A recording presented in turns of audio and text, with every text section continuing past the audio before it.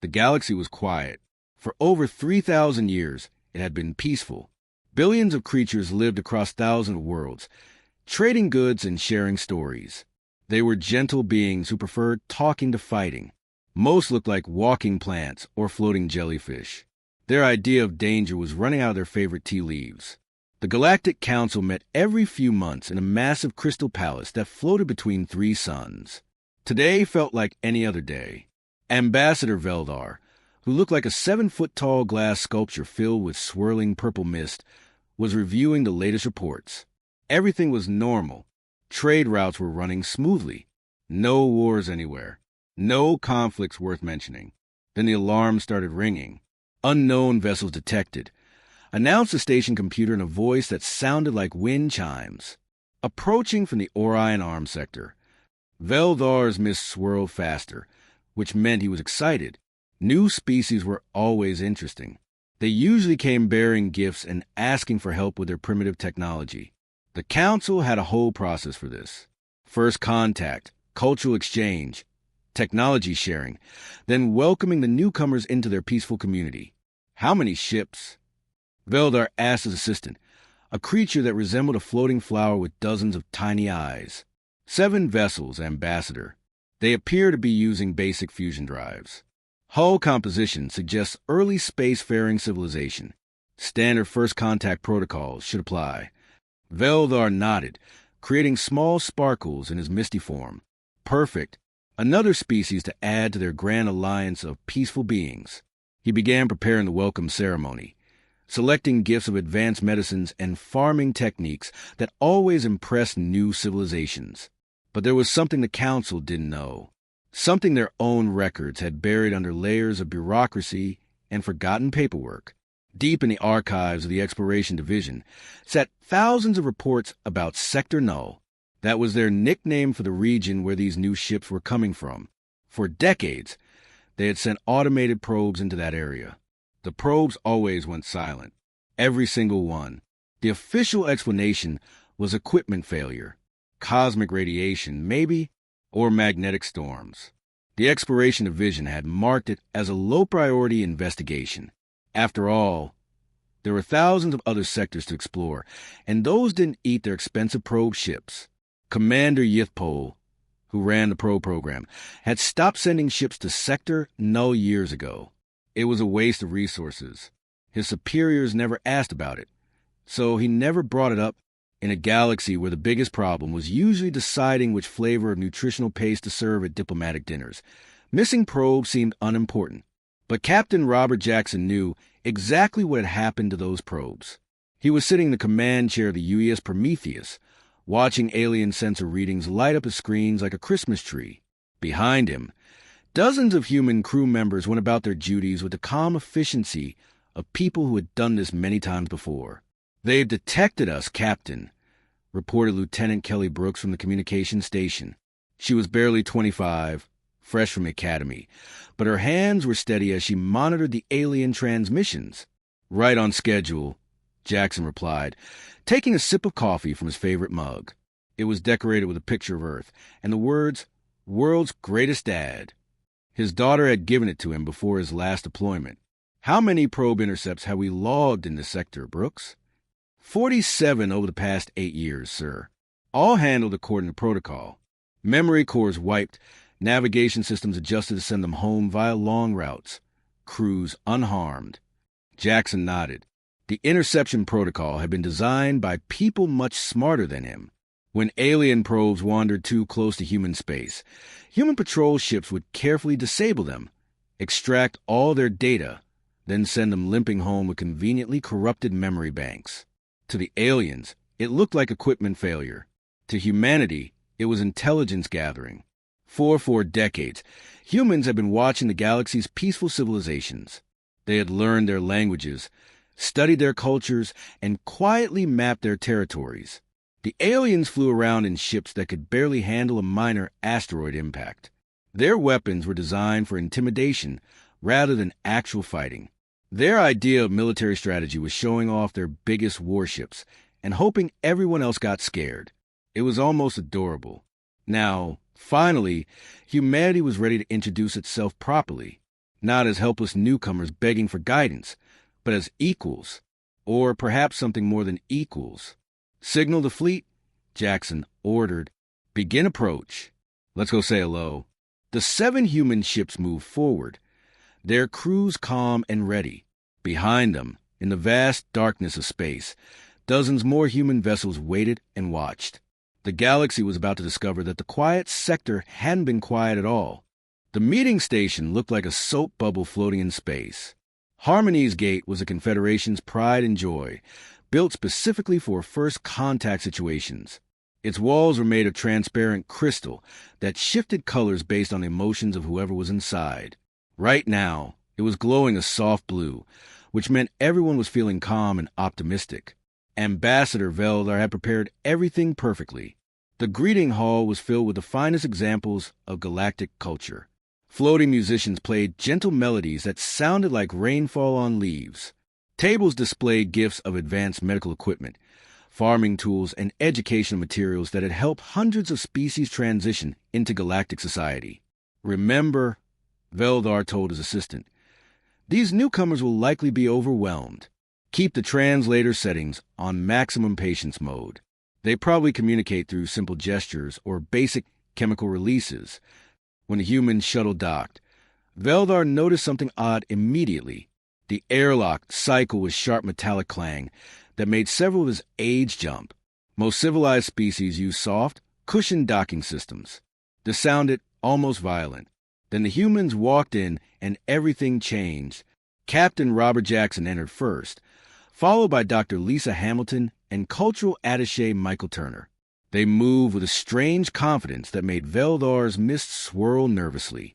Most new species shuffled in cautiously, overwhelmed by their first glimpse of advanced galactic technology. These 3 strolled in like they owned the place. "Welcome to Harmony's Gate," Veldar said, his translator converting his musical tones into what he hoped was appropriate human language.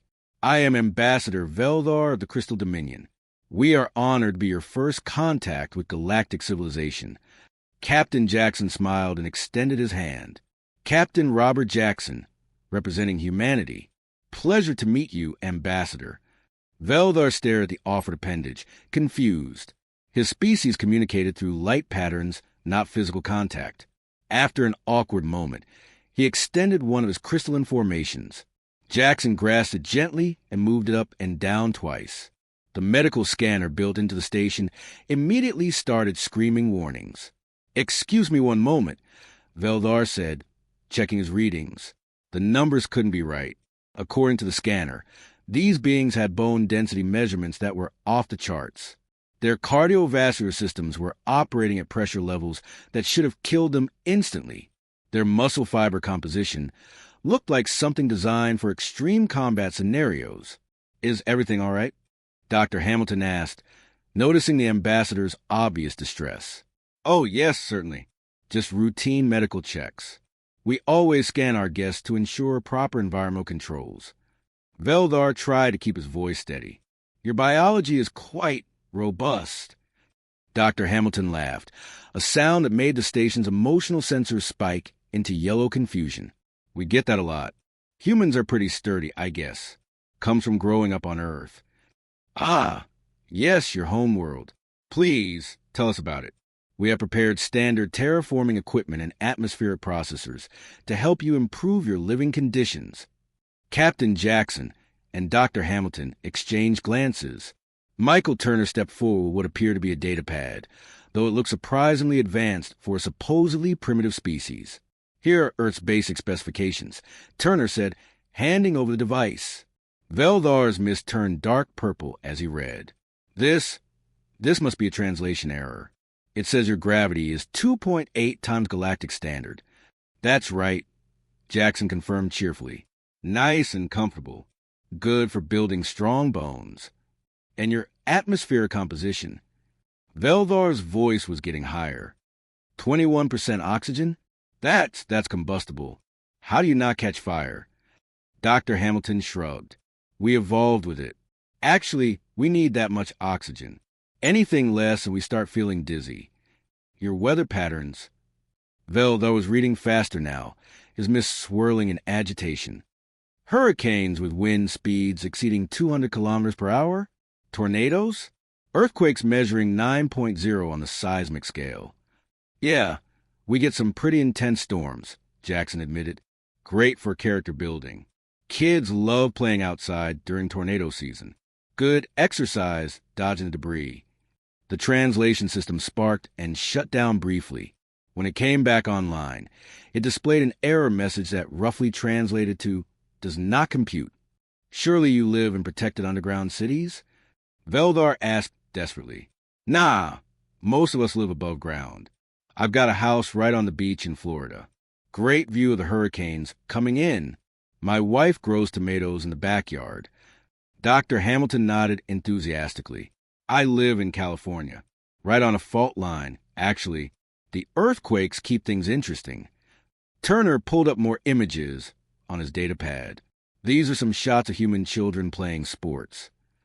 Veldar watched footage of small humans hurling themselves at each other at high speed, crashing into each other with impacts that should have shattered bones, then getting up and laughing about it. His medical scanner was now displaying warnings in 17 different languages. This is impossible, he whispered. According to our science, nothing can survive on your planet. We classified it as uninhabitable 3 centuries ago. Jackson's smile got wider. Really? Huh. We've always thought of it as home. The tension in the crystal chamber was thick enough to cut with a knife. Ambassador Veldar had called for backup, and now the room was filled with representatives from 12 different species. The humans sat calmly at their table, sipping what appeared to be a dark, steaming liquid that made the air around them smell bitter. "What is that beverage?" asked Counselor Zektar, a bird-like creature with iridescent feathers. "Coffee," replied Dr. Hamilton, taking another sip. "Want some?" "Fair warning, though, it's pretty strong." Zektar's medical scanner beeped frantically. "That liquid contains enough stimulants to stop my heart." "Really? This is actually pretty mild. I usually drink the dark roast." The Confederation leadership was getting nervous. These humans were too calm, too confident. When most species encountered galactic civilization for the first time, they were properly intimidated.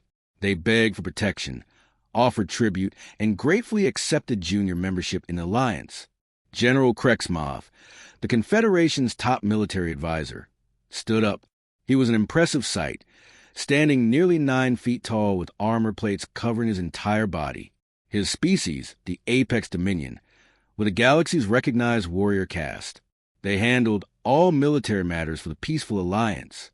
"Perhaps," Krexmoth rumbled in a voice like grinding stone, "a demonstration would be appropriate to help our new friends understand the power structure of galactic civilization." Captain Jackson raised an eyebrow. "What kind of demonstration?" "Combat trials. A friendly competition to establish proper diplomatic hierarchy. My champion, Drakthal, will be honored to face your finest warrior." The humans looked at each other. Dr. Hamilton snorted into her coffee, trying not to laugh. Michael Turner was openly grinning. "You want to fight us?" Jackson asked, his tone carefully neutral.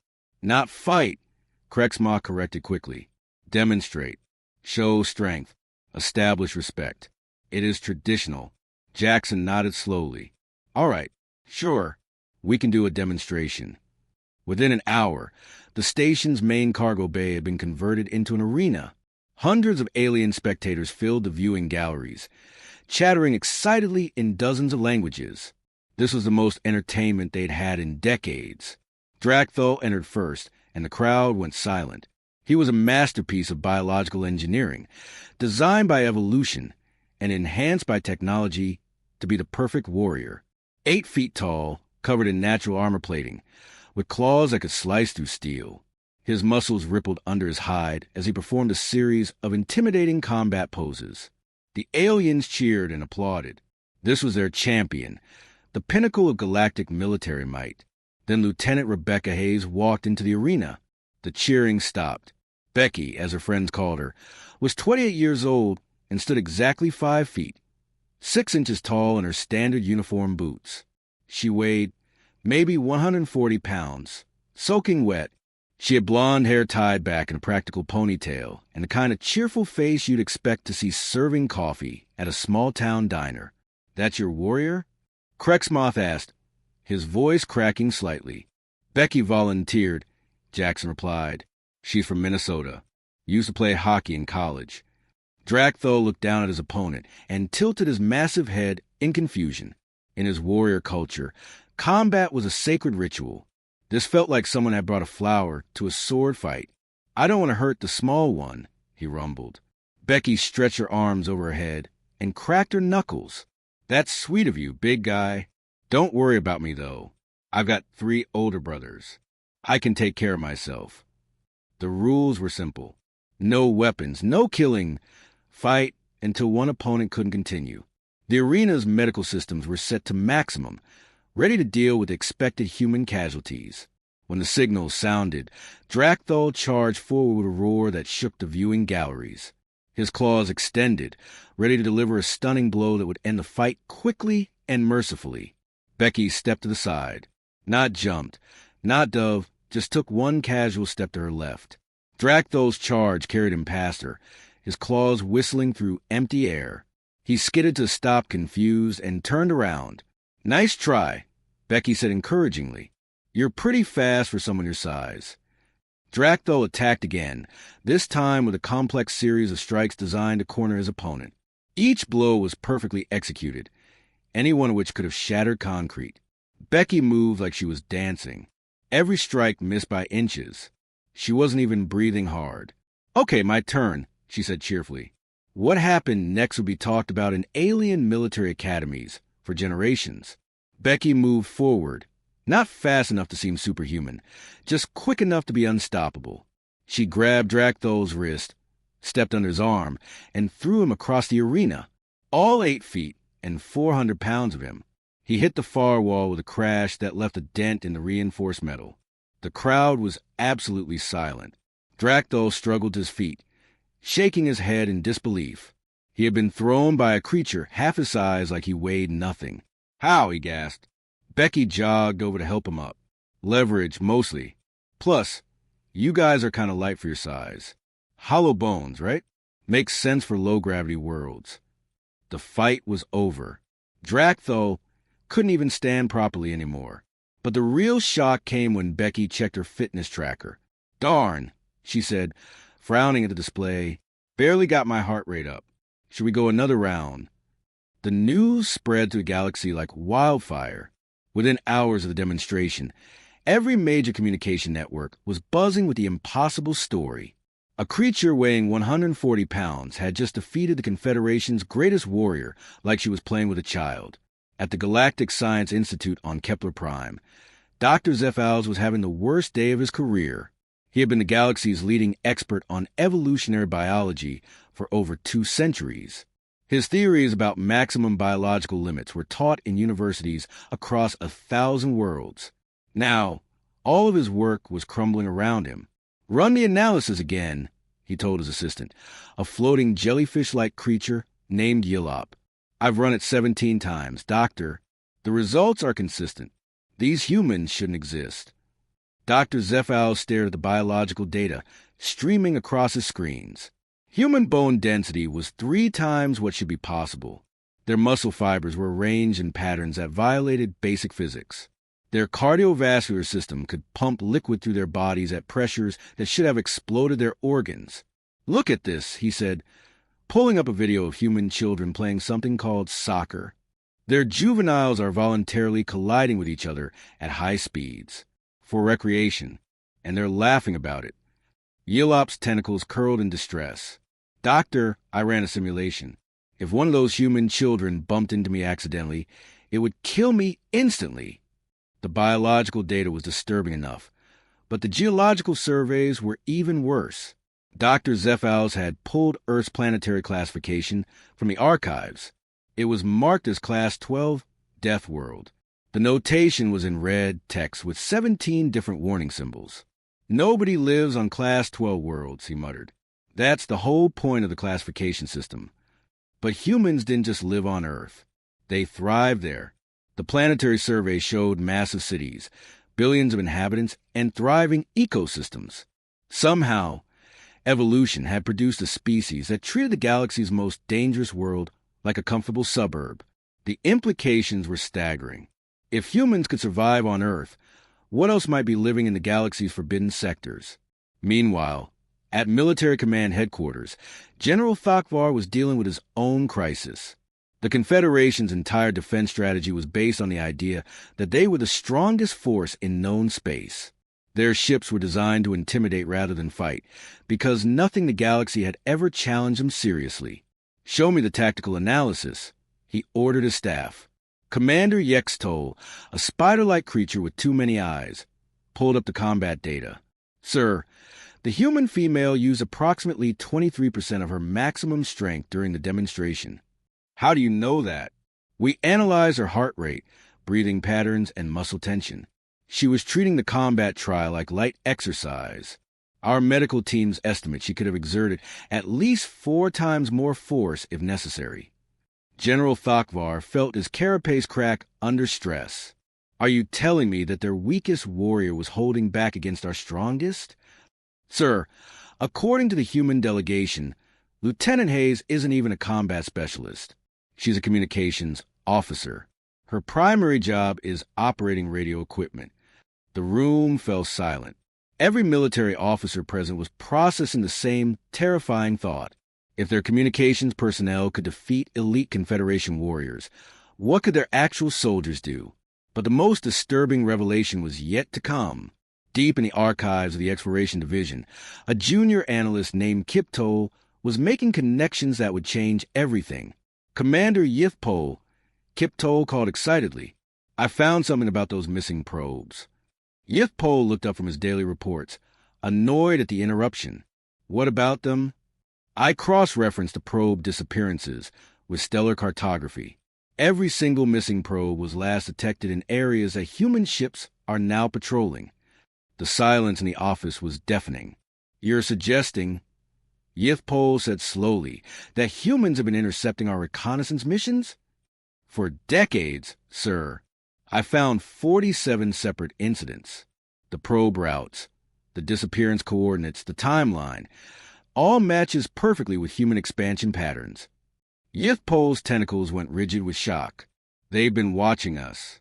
This whole time, we thought we were exploring empty space, but they were out there, studying us." Captain Robert Jackson confirmed their worst fears during the next diplomatic session. He sat calmly across from a panel of increasingly panicked alien leaders, sipping his coffee like he was discussing the weather. "How long have you known about us?" Ambassador Veldar asked. 43 years, Jackson replied matter-of-factly. "Since your first long-range probe entered our territory. We've been monitoring your communications, learning your languages, studying your cultures. Why didn't you make contact sooner?" Jackson's smile was friendly, but somehow unsettling. "We want to be sure we understood you first. Your species seemed nice enough, but we've learned to be careful about first impressions. There are nastier things out there in the dark." The phrase "nastier things" sent chills through every alien in the room. If humans consider themselves to be among the safer options, what else was lurking in unexplored space? The galaxy's peaceful civilization was about to discover that their 3,000 years of quiet prosperity had been possible only because the real predators had been politely looking the other way. The emergency session of the Galactic Council was unlike anything in recorded history. Representatives from over 300 species had gathered, their various forms of communication creating a cacophony of sounds, lights, and chemical signals that the translation systems couldn't keep up with. Fear had a universal language, and right now, everyone was speaking it fluently. Ambassador Veldar stood at the center of the great chamber, his crystalline form flickering with nervous energy. Around him, the galaxy's most powerful leaders were having what could only be described as a collective nervous breakdown. "Order!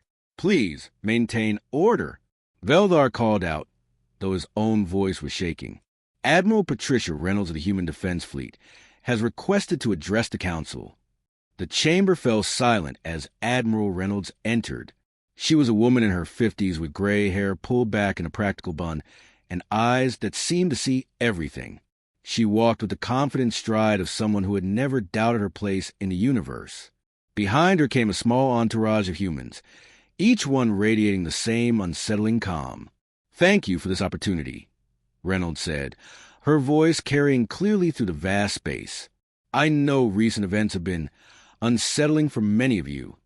Counselor Zektar, the bird-like representative, couldn't contain himself. "Unsettling? You've shattered everything we thought we knew about the galaxy." Reynolds nodded sympathetically. "I understand your concern. For 3,000 years, you've lived in what we call the Goldilocks zone. Not too hot, not too cold, just right for peaceful civilization. You built a remarkable society based on cooperation and mutual understanding. Then you showed up," General Thakvar interjected bitterly. "We've been here the whole time," Reynolds corrected gently. "The difference is, now you know about us." She activated a holographic display that filled the chamber with a three-dimensional map of the galaxy. Thousands of star systems glowed in soft blue light, the territories of the Confederation. But surrounding them, like a protective barrier, were systems marked in red. "These are human colonies," Reynolds explained. "We've been expanding quietly for over a century, establishing settlements on worlds you classified as uninhabitable. Deathworlds, as you call them." The display zoomed in on specific systems. Each red that represented a human settlement that the Confederation had never detected. There were hundreds of them. Dr. Zephow spoke up, his voice barely a whisper. "How many worlds?" "Currently, about 400 active colonies. We're adding roughly 20 new settlements each year." The numbers were staggering. The entire Confederation claimed only about 600 habitable worlds, and they had been expanding for millennia. Humans had colonized two-thirds as many worlds in a single century, and all of them were planets that galactic science said should be empty. But why? Veldar asked. Why expand into such hostile environments? Admiral Reynolds smiled, and somehow that expression was more intimidating than any weapon. Because that's what we do. Humans don't adapt to environments. We adapt environments to us. And when we can't change the environment, we change ourselves. The hologram shifted to show images of human colonies. The council members watched in horrified fascination as humans went about their daily lives on worlds that should have killed them instantly. Children played in the toxic atmosphere of Kepler 442b, their lungs modified to process the poisonous gases. Farmers worked the volcanic soil of HD 40307G. Their skin adapted to handle the intense radiation. "Our children born on these worlds," Reynolds continued, "are stronger than their parents. Each generation pushes the boundaries of what's possible. Kids born on high-gravity worlds can handle forces that would crush Earth-born humans. Those raised in toxic atmospheres have immune systems that laugh at biological weapons." Commander Yextol raised a shaking appendage. "What do you want from us?" "Nothing," Reynolds replied simply. "We're not conquerors. We're gardeners." She gestured the hologram, which now showed the dark regions beyond both human and Confederation space. "The galaxy is bigger than you realize, and not everything out there is as friendly as we are. There are things in the deep void that would view your civilization the way you view a butterfly, beautiful, delicate, and easy to crush." The chamber erupted in nervous chatter as species representatives tried to process this information. The idea that there might be threats worse than humans was almost too much to handle. Reynolds waited for quiet, then continued. "We're offering protection services. Nothing fancy, just keeping the real monsters away from your peaceful worlds. Think of us as a galaxy's night shift security. And if we refuse?" General Thakvar asked. Reynolds shrugged. "Then you refuse. We're not forcing anyone to accept our help. But understand this. We've been keeping things quiet out here for decades. The only reason you've enjoyed 3,000 years of peace is because the genuinely hostile forces in this galaxy know we're out here watching." Captain Jackson, who had been standing quietly in the background, stepped forward. "There's something else you should know. Earth isn't our toughest colony anymore. The translation system struggled with the collective gasp that went up from the assembled delegates. Our newest settlements are on worlds that make Earth look like a vacation resort. We have colonies inside the coronas of stars, on planets with gravity so intense that steel flows like water, and in the hearts of nebulae where the radiation would sterilize most worlds from light years away. Reynolds nodded. Evolution never stops, council members.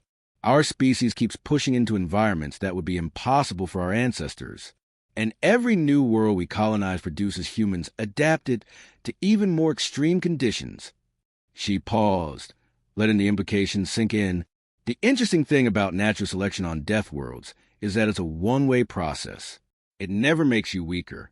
Our great-grandchildren, the ones being born on worlds you can't even visit safely, represent what humanity is becoming. The hologram faded, leaving the council chamber in relative darkness. Admiral Reynolds' final words echoed in the silence. I think it's best for everyone if we remain friends. The age of galactic peace wasn't ending. It was just beginning to realize who had been protecting it all along. And somewhere in the deep dark between the stars, things that had been quietly prowling the galaxy's edges for millennia suddenly found themselves with a very different problem to solve. The humans were no longer hiding.